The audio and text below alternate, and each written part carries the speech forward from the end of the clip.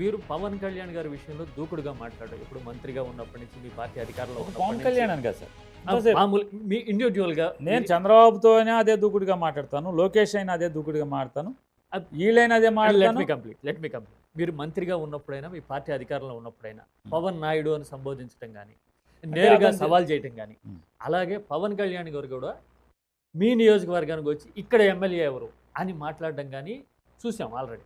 అయితే మీ ఇద్దరి మధ్య ఇంత ఫ్రిక్షన్‌కి ప్రత్యేకమైన కారణం ఏదైనా ఉందా? మీరు వోకల్‌గా ఉండబట్టే మిమ్మల్ని మీ విషయంలో ప్రత్యేకంగా అలా మాట్లాడారా? అసలు ఏం జరిగింది మీ ఇద్దరి మధ్య? అసలు నిజంగా పవన్ కళ్యాణ్ గారు నేను వ్యక్తులుగా ఎప్పుడు చూసుకుని కూడా ఎరగం, ఎదురు బదురు కూడా ఎరగం. నా కళ్ళతో ఫిజికల్గా నేను ఎప్పుడు చూడాల పవన్ కళ్యాణ్ గారు. ఆయన నన్ను ఎప్పుడు చూడాల. చిరంజీవి గారు అంటే ఎదురు బాగా సినిమా పిచ్చి ఉండేది, దూరం నుంచి ఆయన చూడటానికి వెళ్ళేవాళ్ళం. దూరం నుంచి చెయ్యి ఊపితే, మనం చెయ్యి ఊపితే చాలు, ఆయన ఊపక్కర్లా, మనం ఊపితే చాలేదే, మనం నుంచునే ఆయన ఊపినా చాలే అనుకునేవాళ్ళం. అంత అభిమాని మీరు చిరంజీవి బాగా పిచ్చి అభిమానం.